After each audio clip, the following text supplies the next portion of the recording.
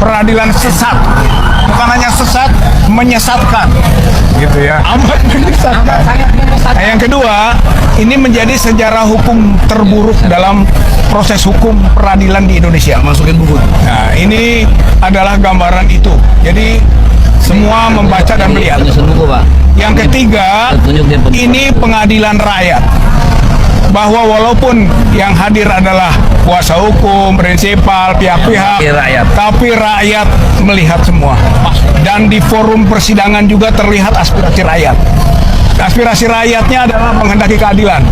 Dan bacaannya sekarang adalah ketidakadilan. Dan lebih jauh lagi rakyat sudah melihat sekarang bahwa dari persidangan 1, 2, 3 sebetulnya sudah bisa kita simpulkan bahwa Jokowi tidak punya ijazah. Yakin? Kalau dia berani dan punya nyali menunjukkan ijazahnya, dipastikan ijazahnya palsu. Jadi ini sudah ada kesimpulan. Ya, saya kira dari sisi rakyat memandang, rakyat melihat seperti itu.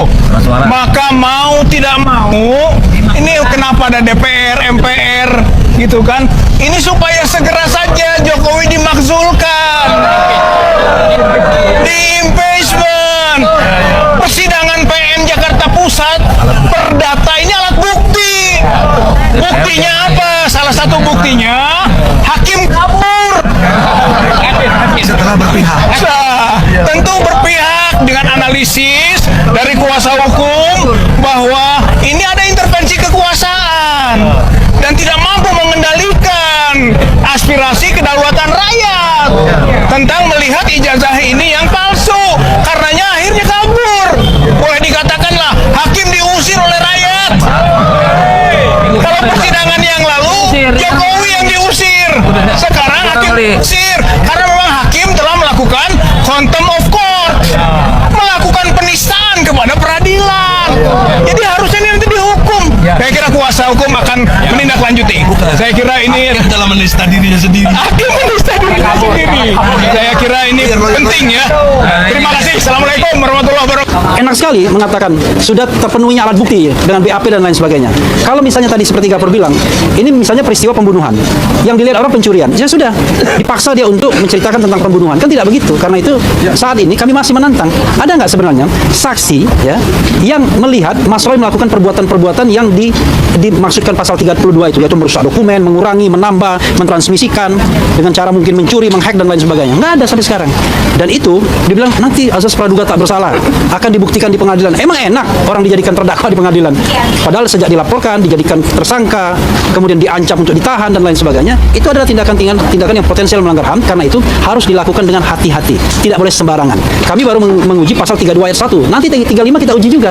Pasal 35 itu lebih dahsyat lagi, 12 tahun penjara. Coba bayangkan, lihat muka Mas Roy. Pantas nggak kira-kira 12 tahun penjara? Kan ini kan sama dengan sebuah kejahatan besar, kejahatan luar biasa yang kualifikasinya sebagai sebuah kejahatan yang berat. Nah, ini yang kemudian kita mengetuk hati ya hakim tunggal ini untuk melihat realitas bahwa 32 ayat 1 ini digunakan semata-mata untuk bargaining power agar penyidik itu bisa menahan tersangka sewaktu-waktu, dan itu sudah dicoba dilakukan pada tanggal 19 Juni yang lalu. Oke.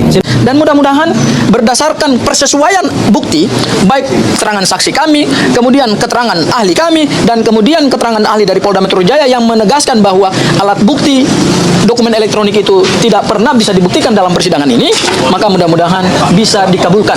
Ya, bisa dikabulkan, yaitu menggugurkan pasal 32 Undang-Undang ITE, bukan menggugurkan pokok perkara ya. Ini perlu saya tegaskan dulu ya.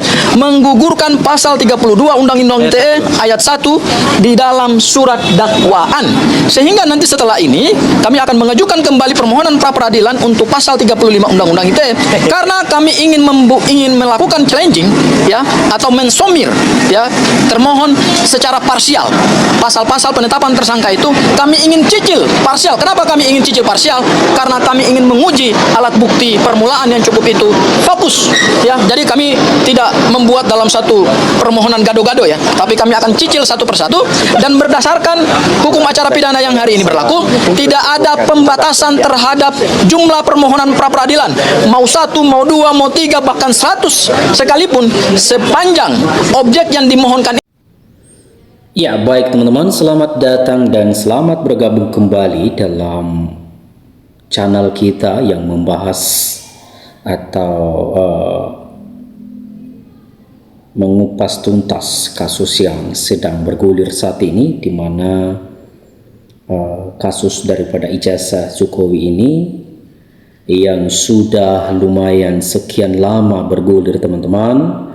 Dan ya teman-teman bisa lihat sendiri lah ya, kepastian hukum ini apakah memang benar-benar bisa memperjuangkan hak rakyat atau tidak. Nah, dalam video tadi teman-teman memperlihatkan kepada kita bahwa banyak sekali juga yang bukan merendam daripada amarah para orang-orang yang melakukan penyidikan, malah mereka juga semakin memperkeruh situasi, sehingga ya dengan mereka melakukan hal demikian ya mereka menganggap bahwa diri mereka benar. Dan ya kita tidak tahu nanti teman-teman. Saya agak menurut saya ini sih lucu sih teman-teman ya. Kenapa? Karena ya orang-orang ini saya rasa baru muncul dan tidak ada di awal daripada permasalahan ini. Nah, mereka tiba-tiba muncul. Ada yang mengaku advokat lah, ada yang mengaku saya rekan daripada Jokowi, ada juga yang mengaku bahwa saya sudah mengantongi dan saya juga sudah melihat perjalanan Jokowi. Bahkan ada yang mengaku teman-teman ya. Tetapi pada kenyataannya dia hanya disuruh atau diberikan ini itu, kita tidak tahu lah ya. Kenapa tiba-tiba mau dan ya memberikan pernyataan yang Anda belum tahu awalnya seperti apa. Nah, itulah nanti yang membuat Indonesia kita ini tidak maju-maju dan berjalan di tempat, di situ-situ aja. Kenapa? Karena boleh kita katakan juga hukum ini tajam ke bawah, tumpul di atas. Nah, beda dengan negara-negara lain. Kalau misalnya di Indonesia ini diberlakukan hal demikian, kemungkinan besar ya aman-aman aja ini kemungkinan teman-teman. Nah, tanpa berlama-lama teman-teman, biar teman-teman tidak penasaran, mari kita baca beberapa tanggapan-tanggapan yang sudah dicantumkan di sini. Yang pertama, di sini perkembangan terbaru kasus hakim terkait polemik ijazah mantan Presiden Joko Widodo atau Jokowi pada Agustus tahun 2026 mencakup putusan PT UN Jakarta yang menolak keberatan Universitas Gadjah Mada atau UGM atas keterbukaan dokumen akademik Jokowi, serta putusan PN Jakarta Selatan yang menolak gugatan pra-peradilan Dr. Tifa. Putusan PT UN Jakarta terkait keterbukaan informasi UGM. Nah, karena di sini sudah ada beberapa poin-poin terpenting teman-teman, biar teman-teman juga tidak salah paham nanti teman-teman bisa memberikannya tanggapan di kolom komentar di bawah. Yang pertama, pada awal Agustus tahun 2026, Pengadilan Tata Usaha Negara atau PT UN Jakarta menolak seluruh permohonan keberatan yang diajukan oleh UGM. Yang kedua, putusan ini menguatkan ketetapan Komisi Informasi Pusat atau yang sering disingkat dengan KIP yang menyatakan bahwa salinan ijazah dan transkripsi nilai Joko Widodo merupakan informasi terbuka bagi publik. Yang terakhir, Majelis Hakim menegaskan bahwa hak masyarakat untuk mengetahui riwayat pendidikan pejabat negara lebih diutamakan daripada klaim kerahasiaan data pribadi. UGM diwajibkan membuka dokumen akademik tersebut kepada pemohon dari kelompok masyarakat. Luar biasa teman-teman ya. Dan apakah ketika nanti sudah ditunjukkan, kalau misalnya benar Anda berani menanggung daripada risikonya, kita tidak tahu teman-teman seperti apa jawaban mereka.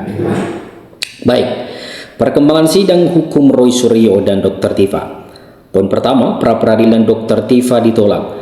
Pada tanggal 21 Agustus tahun 2026, Hakim Tunggal PN Jakarta Selatan Sulistio Muhammad Dewi Putro menolak atau menyatakan gugur demi hukum permohonan pra-peradilan yang diajukan oleh Tifaujathisuma atau Dr. Tifa terkait sah atau tidaknya penuntutan dalam kasus dugaan pencemaran nama baik atas tudingan ijazah palsu.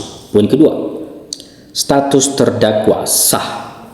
Dengan putusan penolakan pra-peradilan tersebut, status Dr. Tifa sebagai terdakwa dinyatakan tetap sah dan proses sidang pokok perkara di pengadilan dapat dilanjutkan kembali oleh jaksa penuntut umum. Poin terakhir, aktivitas Roy Suryo yang juga menjadi salah satu pihak yang disorot dalam polemik ini terus mendatangi proses persidangan dan menunjukkan berbagai dokumen pembanding terkait kehasilan ijazah di Pengadilan Negeri Jakarta Selatan. Luar biasa teman-teman, bahkan dia bolak-balik dan juga mempertanyakan haknya bahwa apa yang dia katakan, apa yang dia sampaikan itu tidak boleh dibantah. Bahkan dia beberapa kali mengajukan pembanding atau pra-peradilan teman-teman. Kuasa hukum Tifa Hujjatisuma atau akrab disapa Dr. Tifa resmi mengajukan gugatan pra-peradilan terkait kasus dugaan pencemaran nama baik dan fitnah soal ijazah Joko Widodo. Langkah hukum ini disebut mengikuti jejak sebelumnya pernah diambil oleh Roy Suryo dalam kasus serupa. Nah, gugatan pra-peradilan ini diajukan untuk menguji sah atau tidaknya penghentian penuntutan serta prosedur hukum yang dilakukan oleh penyidik. Kuasa hukum Dr. Tifa Aji Yanuar menyatakan bahwa upaya ini merupakan hak konstitusional kliennya untuk mendapatkan kepastian hukum. Surat panggilan untuk pra-peradilan di Jakarta Selatan sudah kami terima untuk hari Rabu 12 Agustus tahun 2026. Kami ingin menguji prosesnya, terutama terkait norma hukum yang digunakan penyidik, kata Aji Yanuar dikutip dari tayangan Prime Time News Metro TV pada hari Rabu tanggal 5 Agustus tahun 2026. Aji menjelaskan ke poin keberatan pihaknya terletak pada penerapan pasal pencemaran nama baik dan UU ITE. Menurutnya, pernyataan Dr. Tifa mengenai ijazah tersebut adalah hasil penelitian ilmiah terhadap objek benda ijazah, bukan serangan personal atau fitnah terhadap individu. Dalam dakwaan tidak ada Dr. Tifa menyebut Pak Jokowi melakukan pemalsuan secara aktif. Yang dikatakan adalah ijazah itu atau yang maksudnya objeknya palsu. Ini adalah ranah diskusi ilmiah, namun penyidik justru membangun norma baru seolah perbuatan pasif ini adalah pidana tambah Aji. Nah, teman-teman, saya rasa di sini mereka melakukan pembelaannya atau menghindar daripada kenyataan apa yang sudah berapa kali dia katakan. Bahkan dia kemarin mengatakan bahwa otak Jokowi itu kecil. Apakah itu termasuk hal-hal yang wajib sebenarnya dipertontonkan teman-teman? Nah, mudah-mudahan masalah seperti ini dapat tidak terulang lagi ketika sudah selesai lagi teman-teman. Demikian dulu, dan jangan lupa dukung terus karena ini masih ada lagi episode atau lanjutan daripada video ini. Jangan lupa dukung terus, sampai jumpa di video berikutnya. Salam inspirasi, salam NKRI harga mati.